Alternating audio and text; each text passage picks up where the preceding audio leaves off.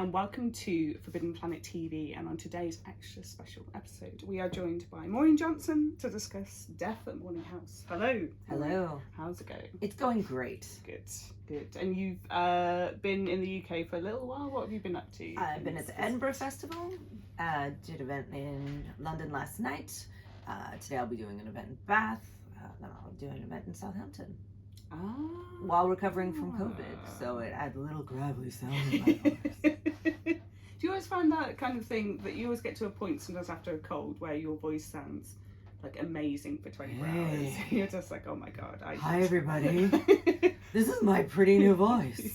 And then it cracks. Hey! And then you're just like, oh, I lost it. Everyone, you want to hear me read? Yeah, it's just like, oh my god.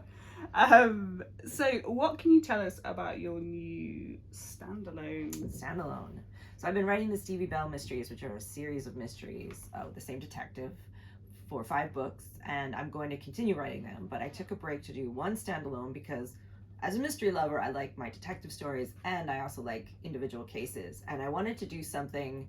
I had these kind of bag of ideas for a while that I really wanted to look at, including things like an island murder, which are obviously really handy for murder mystery authors because we're always trying to stage and contain people, not just to kill them, but also to make them, suspects. You have to really account for all of their whereabouts.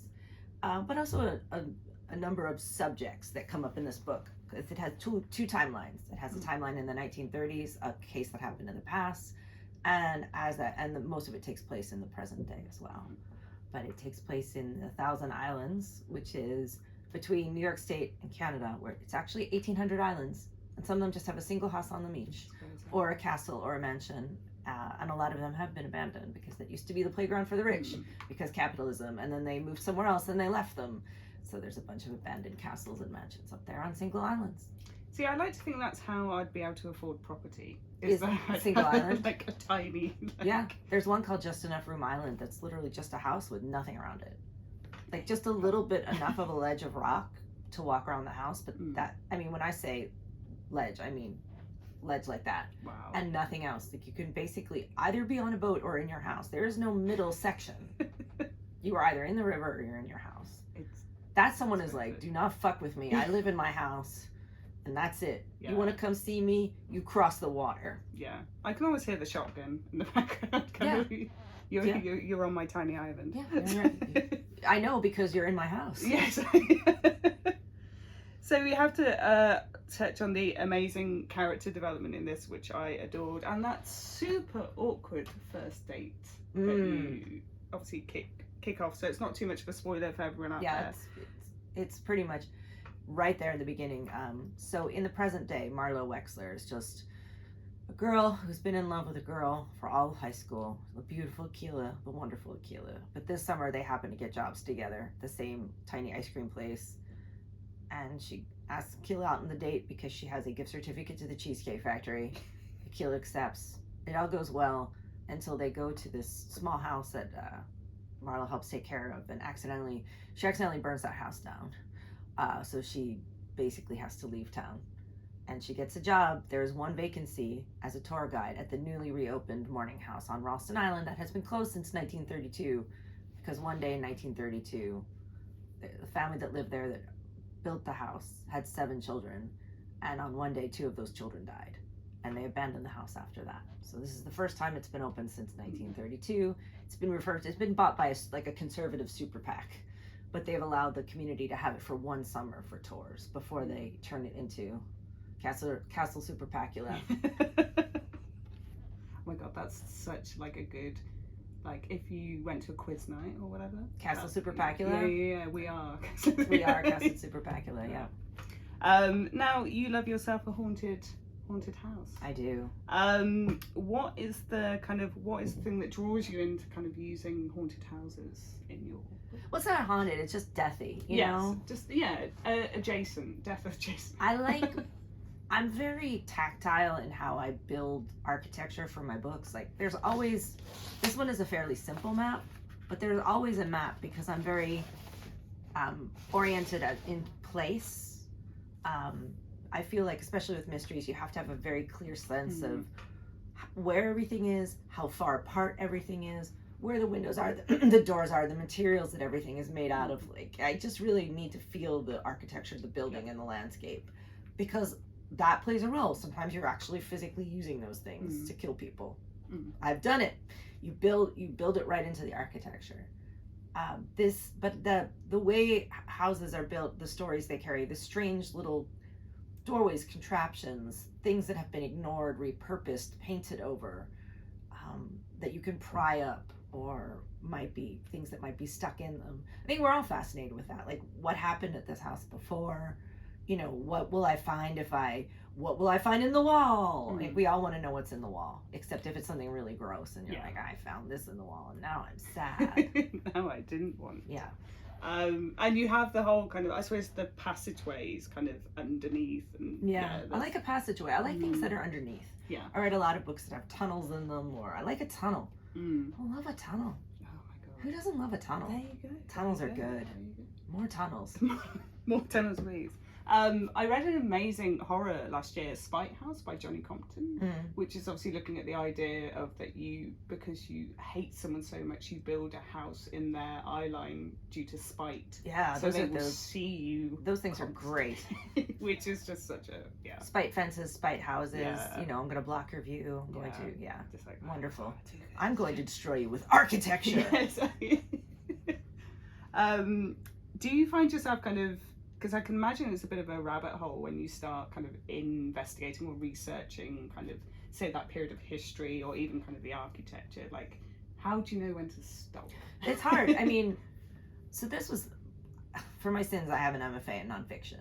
And we had a whole class in research. And I remember one of the professors saying, you're going to do a lot of research and you're really only going to use maybe a quarter of it, maybe a fifth of it, maybe a single sentence that you find in a book somewhere. But this book mostly takes place in the present, but you keep going. It goes back to the past a lot. And I wanted to explore, say, things in American history in particular, and certainly in everywhere, that we in America, I'm representing today with my New York Public Library shirt, but we try to close libraries and we try to take things out of schools and we try to not teach things. And there's a whole part of this history that's talked about in this book, the American love of eugenics.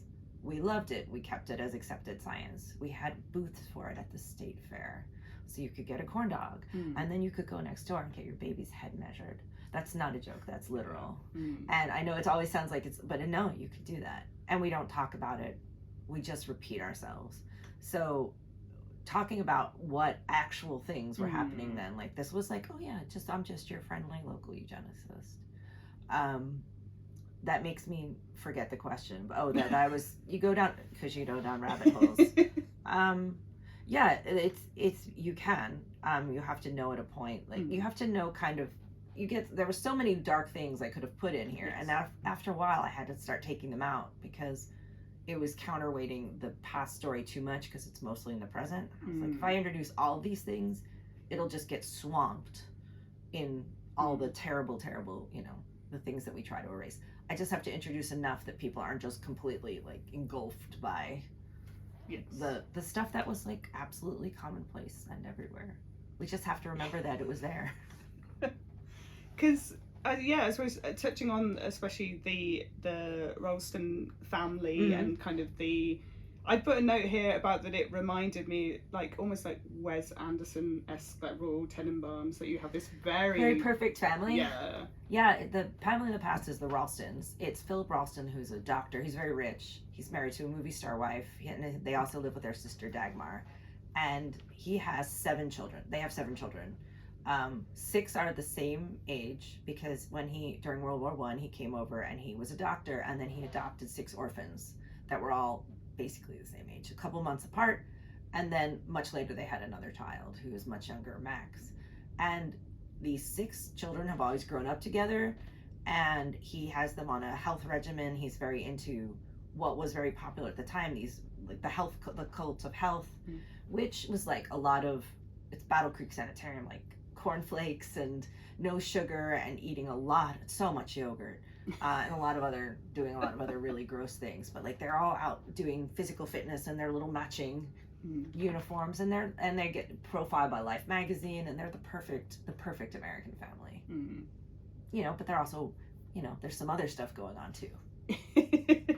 Yeah, there's kind of an image that stuck with me of I can't remember which character it was now, who was kind of lurking under the floorboards almost, Clara. underwater. Yes. Yeah.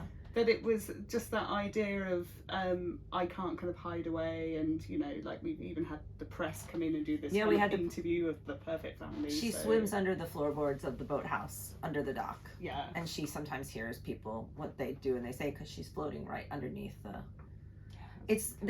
The house is loosely based on Bolt Castle, which is in the Thousand Islands, and they have a boat. I was looking at the boathouse, and I was looking under the dock, and I was like, this would be a place to hide out. Like, you could just kind of bob around under there, and you could hear everything that went on. Yeah, there's something very just very evocative about that image of someone being there and not. You don't know. Just floating under your feet. Just floating under your feet. Yeah. So talking obviously about the time period, and obviously looking at kind of Prohibition era and everything, which I'm sure was really fascinating to research.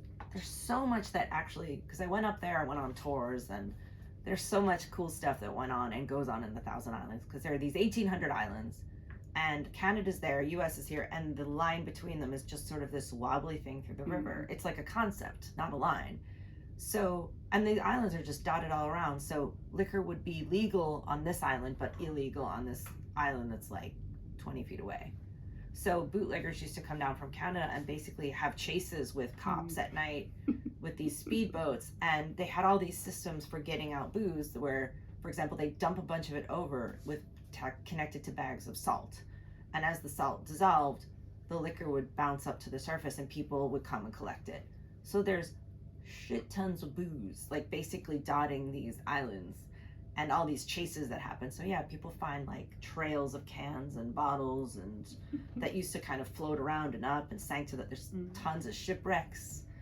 There were pirates up there. There's supposed to be like buried treasure on one of the islands. I mean, it truly is like a whole adventure land, but it also looks like the tropics because the water kind of glows green. It's very pure.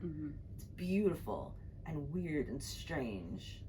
And also the idea that the difference between these two countries is imaginary, largely. Like, it's just, where you are in my phone kept going, you're in Canada, you're in the United States, you're in Canada, you're in that. It just, anywhere the boat went, it kept telling me I was in Canada.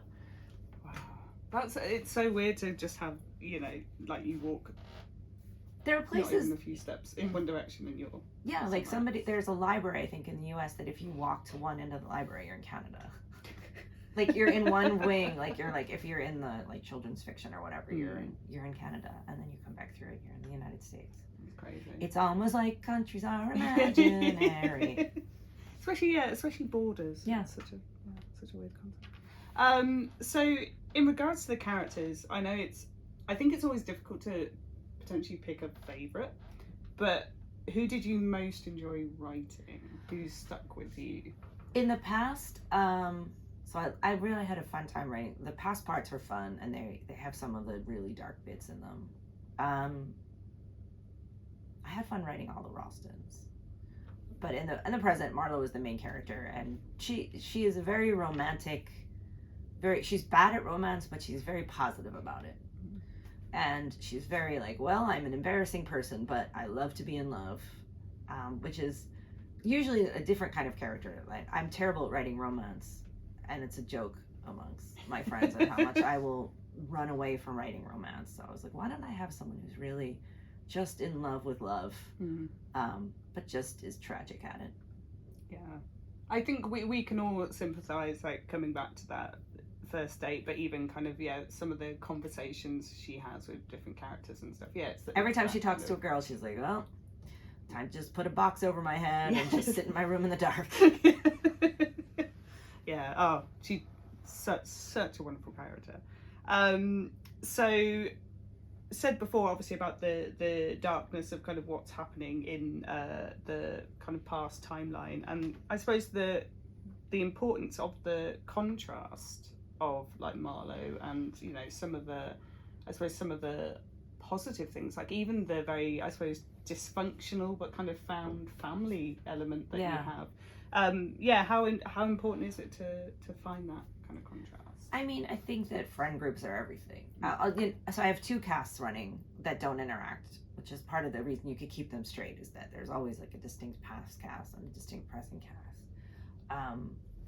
But found family, I you know, as an only child, you know, found family has always been everything to me. So now having brothers and sisters, I was always like just adopting people to be my brothers and sisters. I'm like, now I am related to you, which is a kind of approach I've taken to everybody for the rest of my life. So I'm not particularly attached to the familial bond. I'm the child of 2 adopted people. So, you know, I'm very like, we're all related. It's fine. Let's not get hung up about it. So we have to come back to the ice cream place because, sure. My God, what's your favorite flavor of ice cream? Okay, so this is complicated. My favorite flavor here is honeycomb because we don't have it in the U.S. Ah, okay. I think there's like one, like Van Leusen I think has started making it, but generally they don't make it. Generally mint chocolate chip, honeycomb, sweet corn ice cream in the summertime is perfect. Wow. Okay. Sweet. Okay. It's unbelievably good. If you ever have the chance to eat corn ice cream, it doesn't taste like corn. It tastes like very sweet. It's very mild and sweet. It's perfect. I cannot recommend it highly enough. I like funny flavored desserts. Like I like you know, I like places like there's a place in New York called the Chinatown Ice Cream Factory that has like 80 flavors. Wow. So you can always get taro and you can always get green tea has been red bean and all of that. Yeah. But sesame and so. Yeah. Wow. Okay. I've really never met an ice cream I didn't like, but I like a mild flavor though that I can savor. Yes. Gentle like the corn. Think of it now. If there's corn ice cream, I will like run through a brick wall to get some. I mean, that does sound amazing, actually. It's really good. Yeah. It doesn't, like when you first hear it, you're like, but you know how if you get the sweet popcorn, the kind of it tastes like that, but milky sweet. Because there's certain things, I suppose we've been late adopters to certain American things. So peanut butter is my favorite thing, but it's still, a lot of places still don't serve it. And it's a weird, like, certain pockets it's accepted that you like peanut butter. I need to make a complaint about the Great British Baking Show. Okay. Because one time, we watch it. I think it's just called the Great British Bake Off. It's called the Great British Baking Show in the U.S. And Prue one time they had to make a thing with peanut butter and somebody had a flavor that was like peanut butter and raspberry or something. And she was like, peanut butter? I can't see peanut butter and fruit going together. What? I was like, stairs in American, you know, like where peanut butter and jelly is like all you eat as a child. And I was like, Prue, did you just get here? What's going on? That's crazy. Yeah.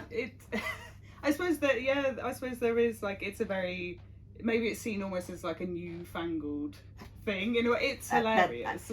It is literally the only thing you eat as a child. It's like everything's peanut butter and jelly. You turn around, it's peanut butter and jelly. It's in your lunchbox. It's, you know, it's every snack is peanut butter and jelly. But not to Prue. This is news to Prue. Peanut butter and fruit. Whatever will they do next? Chocolate chips inside of cookies. What next? Chocolate and chili. Who knows? They also only like gooey brownies on there. Disagree. Yeah. Dry cakey brownies for the win.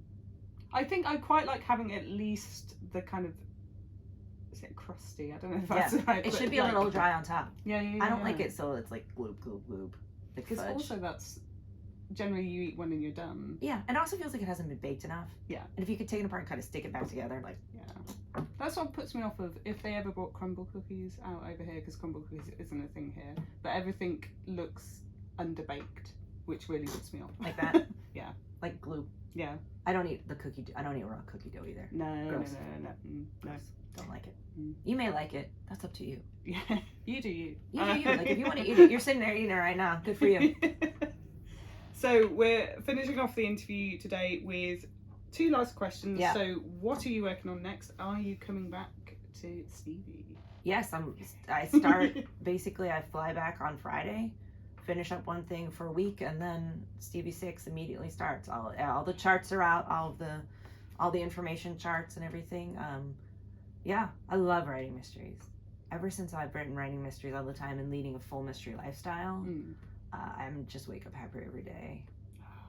It's just where you know what I mean. Like you're in a place now where you're doing what you love and you're surrounded by it. You're like, I love it, and I'm happy to talk about it all day long. People are like, you want to talk mysteries? I'm like, let's go, let's do this. Oh my god, it's wonderful.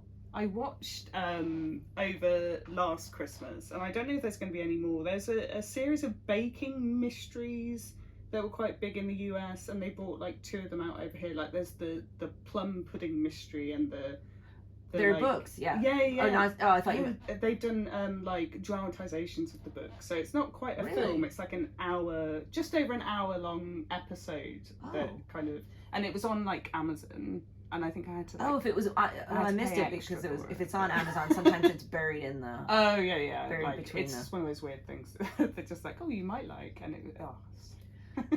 For the first Truly Devious book, I wrote a listicle, or even the second, was just like how not to get murdered in a quaint English village. It's just like a list of ways, and then someone saw it and said, "Can you turn it into a book?" Yeah. So we turned that into a book.